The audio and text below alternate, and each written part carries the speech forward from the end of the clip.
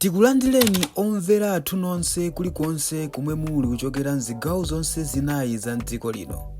Dziwani kuti ifa Dreams Media timakunyadirani kwambiri chifukwa munapanga chisankho chotsatira ife kuti tizikupatsirani zonse zomwe zikuchitika mdziko muno.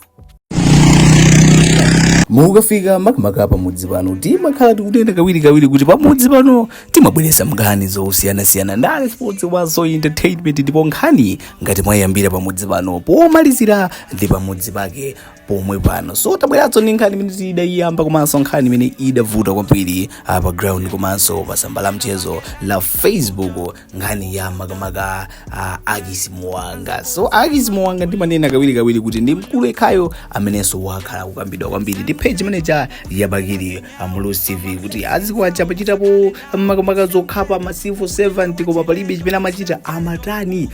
Bakiri Mulusi TV imawangalula kwambiri amene wawa. So phekesera amene imozungulira makamaka pa ground komanso pa social media ndiyo kuti makamaka kuti Azikwanje nawonso adali involved ndi Anyamata Azikwanje. Mphekesera yomwe ikuzungulira bempana tsiku la lero ndi imeneyo, koma dzana ilo ngati sidzulo titapanga ripoti limene lidali losasimikizika kuti zikumveka kuti polisi yasunga ndithu Azikwanje. Ndi dzulo tabweranso ndi video ina imene tidasimikiza kuti amene watu amangidwa ano zenizeni. So tikuona kuti makamaka lero kumene ku Brandaya kudalitu adalowa mukhoti ndithu Azikwanje, ndipo tikuona kuti zinthu zawachemera amene wawa pamenenso tikuona kuti amene wa zikumveka kuti achitanso chomangidwa ndi wina wapambali. Kodi wapambali wamangidwa nayo ndi ndani amene wamangidwa ndi Azikwanje, ndipo Azikwanje mati awapeza kuti ali ndi mulandu wanji ndi wanji. So ndiwerenga ripoti lomwe lalembedwanso momveka bwino kuchokeranso pa Times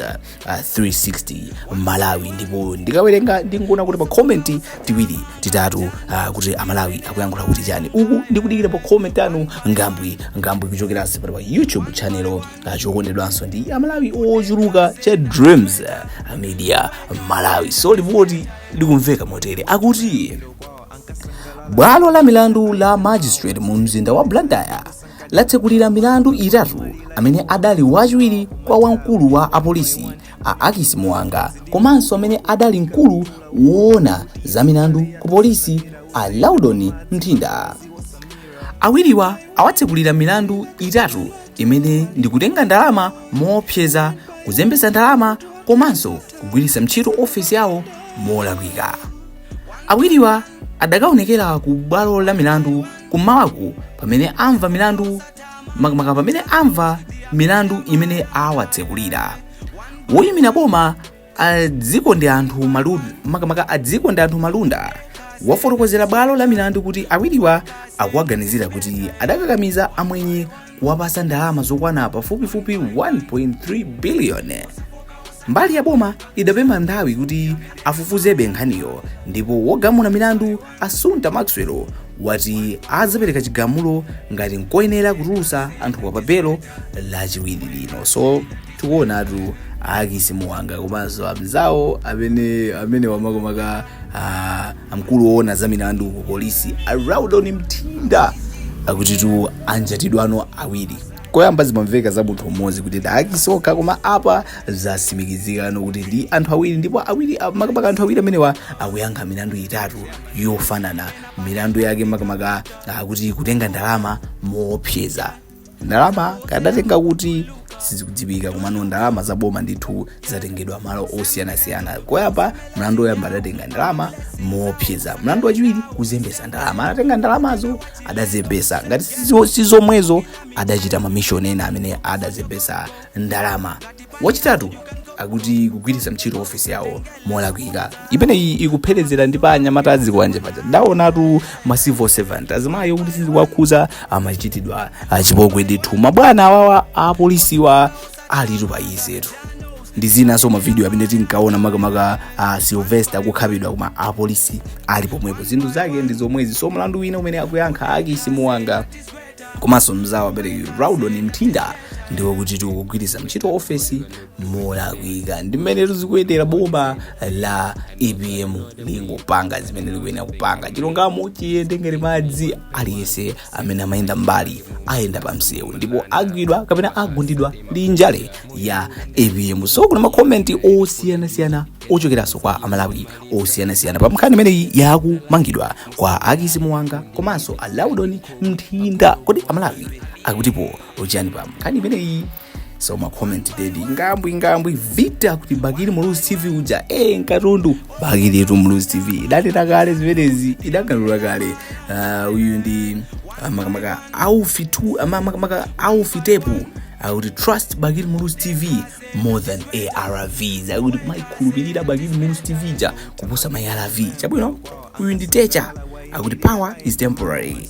Mbavutu ndizopanda pake zibatha zimenezi, zibatha lamulo lija osazalitola licha dakuti never abuse your power. Time changes, ndawo imasintha, osazagwiritsa ntchito mphamvu zanu molakwika. Olwapete atenga boma pano pawa talangizeso kuti izizizi nzosiyirana azazitenga ena. So mukapapalamula don't think kuti muzapanga move muli safe.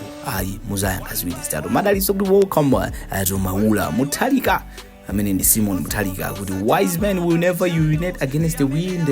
Akuti tisamasulire koma ndikhupira zoti mwamva wise men will never urinate against the wind.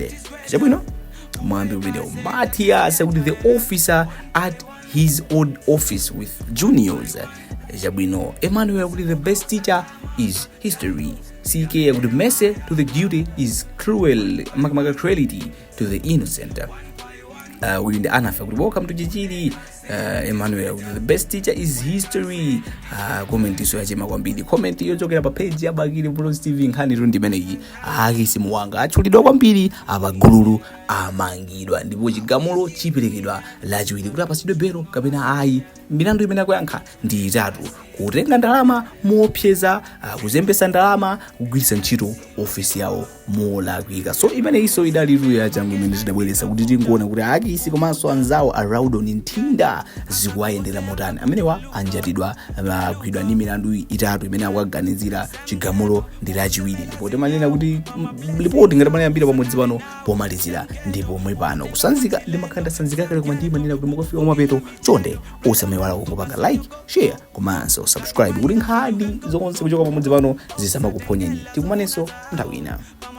Tikuyamikeni komanso kuthokozani popanga chisankho chokhala pamenepa kumvetsera komanso kuonera zomwe takubweretserani. Chomwe tingakupempheni choti ngati muli alendo pamudzi pano tapangani subscribe, chifukwa mukatero inu ndife tidzendera limodzi kuyambira lero mpaka na masiku omwe akubwera kusogoloko. Timabweratu ndi nkhani zochokera ngodya zonse zinayi za mdziko lino, kotero kuti inu simukuyenera kuti mukhale kunja kwa nkhani zimenezi. Tapangani subscribe, like, comment komanso share kuti tikhale limodzi mu ulendo umenewu.